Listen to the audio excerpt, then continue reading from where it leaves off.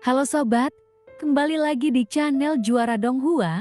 Kali ini admin akan melanjutkan lagi alur cerita Battle Through the Heavens chapter terbaru. Oke, tanpa berlama-lama langsung saja kita gas ke alurnya. Sosok itu memiliki kemampuan untuk melakukan perjalanan melalui berbagai dunia, lalu ia dapat datang dan pergi dengan bebas tanpa batasan apapun. Setelah mendengar ini, Xiaoyan berbicara perlahan. Dia bisa datang dan pergi dengan bebas, bukankah ini yang dia bicarakan? Ia dapat langsung melakukan perjalanan melalui berbagai dunia, melalui pohon dunia yang dipanjat oleh Jisheng Sulin. Meskipun Xiaoyan belum mengunjungi banyak dunia sejauh ini, namun seharusnya sosok yang dimaksud bukanlah dia. Saya punya pertanyaan lain, apakah setiap dunia di antara 9 dunia terlibat dalam perang dalam skala tertentu? Karena Taixu dan Senshi telah menduduki Gunung Liangji, dan hal yang sama berlaku untuk dunia laut.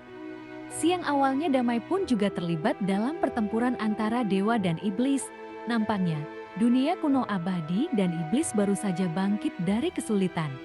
Namun yang mereka hadapi bukanlah perang internal, bukan pula kelompok dan kekuatan etnis, tetapi lebih banyak penjajah dari dunia lain setelah perang dunia pecah.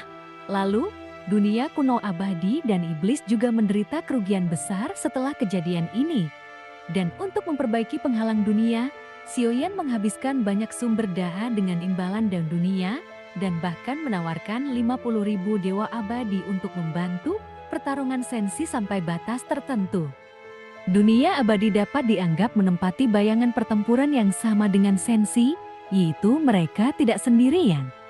Kemudian setelah kembali kali ini, Xiaoyan melihat Buddha yang berasal dari Ordosuan Surga Barat. Tetapi dia belum sempat bertanya, juga tidak mungkin untuk bertanya langsung kepada San dari alam misterius Surga Barat, karena identitasnya di sini adalah tabib istana palsu, jadi akibatnya dia akan mengekspos dirinya sendiri begitu, dia membuka mulut. Tidak ada dewa dan iblis di alam surgawi barat, jadi perang mempunyai kecenderungan untuk menyebar dan sulit untuk diredam. Nampaknya, Kaisar Abadi dan Iblis menderita kerugian besar. Namun dapat dikatakan bahwa dia selamat dari bencana tersebut. Pertarungan antara di dunia pegunungan dan lautan untuk melanggar garis keturunan akan menyebabkan manusia musnah dan semuanya dipertaruhkan. Siapapun yang menempati dunia dan menganggapnya sebagai miliknya, maka mereka akan bertarung dalam kekacauan. Akibatnya, di semua bagian dunia terjadi krisis tanpa kecuali dan situasinya sangat buruk. Saya telah berkeliling dunia, namun terlepas dari perang, sejak itu semakin banyak pembeli senjata ilahi dan yang. Sedangkan untuk Kisar World, Anda mungkin pernah mendengarnya baru-baru ini, yang disebut Wezir. Namun tidak pernah dikatakan di mana tempatnya sebelumnya. Dia telah mengembara di berbagai dunia, lalu menganggap dunia sebagai bisnis, maka dia tidak mengatakannya sampai sekarang. Saat ini, Xiaoyan merenung dalam hatinya. Ia pernah mendengar tentang salah satu dari 9 alam yang terlahir kembali setelah dunia luas dihancurkan. Namun bukan berarti dia adalah dunia baru, melainkan dia memiliki kekuatan 9 alam. Setelah kehancuran Changmeng, ibarat kiamat terjadi, dan dia sudah berkeliling dunia sebagai pedagang keliling. Saya sudah lama tidak kembali ke dunia Tianqi, dan saya tidak tahu caranya. Tetapi demi situasi keseluruhan, setelah menunggu sampai selesai, saya akan kembali untuk mencari tahu. Namun kali ini saya tidak bisa memberikan informasi yang tepat. Saat giliran Ba berbicara, kemudian terjadi keheningan singkat. Tidak satupun dari mereka yang menyebutkan dunia tempat mereka berada sebelumnya, dan hal yang sama juga berlaku untuk 8. Bahkan sekarang semua orang telah mengungkapkan di mana mereka berada, dan dia tidak bisa lagi menyembunyikannya. Namun nyatanya, ke-8 dunia tersebut sudah jelas, dan ada dunia lain yang tahu yang sudah bisa ditebak. Dia berasal dari dunia biji-bijian, dan selain hal menempah, maka tidak ada yang saya kenal.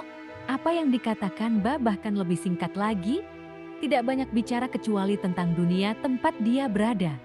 Sekarang diketahui bahwa 7 dari 9 alam abadi dan iblis di 9 surga gunung Taixu Senshi sedang mengalami perang, dan itu mempunyai dampak yang besar terhadap dunia, dan mungkin mengakibatkan kemusnahan.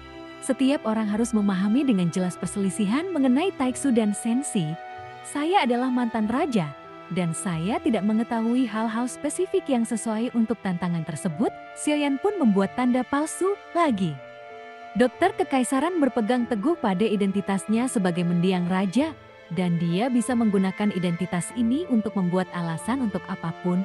Walaupun saya tidak tahu tentang Tianqi dan Wugu, namun jawaban itu sudah jelas. Perselisihan yang terjadi di setiap dunia bukanlah suatu kebetulan, pasti diprovokasi oleh Chang Mishi. Jadi selanjutnya, sebelum kita mengetahui apa yang kita pikirkan, kita harus berhati-hati dalam perkataan dan tindakan kita dalam rapat. Setelah semua orang selesai berbicara, dia mulai merangkum poin-poin utama. Perselisihan di berbagai dunia sepertinya terjadi pada saat yang bersamaan. Gagasan untuk menyebarkan perang ke-9 alam sudah terjadi, dan itu akan menyebar seperti percikan api dan membakar segalanya. Kami akan bersatu untuk menemukan cara melawan Chang Mishi dan menemukan cara untuk menekan dunia yang bermasalah ini, berkata perlahan. Meskipun tidak ada yang tahu bahwa setiap dunia memiliki kesulitan yang berbeda, dan jika Anda ingin tenang dan menjelaskan, Anda harus membayar mahal. Lalu dewa dan iblis juga membayar mahal. Kedua dunia telah dikonfirmasi, dan jika kita membiarkannya, 9 dunia akan hancur dan semua orang akan terbunuh. Setelah mendengar kata-kata itu, semua kembali terdiam, tidak ada yang berbicara, tidak ada yang berani berbicara. Mungkin hanya seseorang sekuat Waken, yang merupakan dewa surgawi tingkat 9 yang berdiri di puncak gunung, yang mencoba mengubah hidupnya dan menyelamatkan rakyat jelata. Namun yang lain, seperti Xiaoyan, tidak ingin mengusir Taiksu untuk menyelamatkan Sensi. Jika dia bisa melindungi dunia besar dan dunia kecilnya, itulah cara latihannya. Tetapi tanpa kekuatan yang cukup, tidak peduli seberapa banyak Anda mengatakannya, itu hanyalah omong kosong belaka.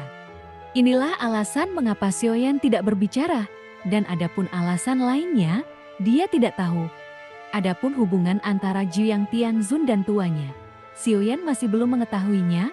Jadi sebaiknya jangan ungkapkan identitasnya saat ini. Sebagai penguasa Sensi, ia harus tetap diam dan hanya menonton catur di periode prasejarah yang hebat ini, di mana Anda menyaksikan kelangsungan hidup 9 alam. Lalu kini Liu berpura-pura diam. Namun seseorang dengan tenang mengalihkan pembicaraan ke Liu. Terlepas dari apakah Waken sudah menebaknya sebelumnya. Bahkan jika mereka tahu bahwa Xiaoyan dan Suqiantai bertukar identitas sebagai doksli kekaisaran, mereka tidak mengungkapnya dan membiarkan alam mengambil jalannya. Dia tidak tahu apakah dia harus mengakuinya atau menyangkalnya sekarang. Setiap orang bertanggung jawab atas naik turunnya dunia, dan dia harus melakukan yang terbaik. Suqiantai tidak mengakui identitasnya karena dia tidak tahu apakah Xiaoyan adalah yang maha tinggi, dan dia bahkan mengira dia sendiri belum pernah melihat Xiaoyan. Kata-kata yang terdengar tinggi itu hanya dapat dilihat sekali, dan Waken tampak marah ketika mendengar ini. Terlihat jelas bahwa kata-kata Suqiantai asal-asalan, dan meskipun dia meminta untuk bertemu, kata-katanya tidak terlalu ramah. Kali ini, Suqiantai memilih diam dan tidak menjawab. Dia hanya kagum dengan identitas Xiaoyan lagi. Dia sebelumnya menduga bahwa di antara para dewa, tidak akan ada orang lain selain yang mulia. Hanya saja dia belum pernah mendengar keberadaan Murakami sejak dia memasuki Sensi. Dia hanya mengetahui bahwa Murakami telah bertemu dengan Xiaoyan dalam reinkarnasinya.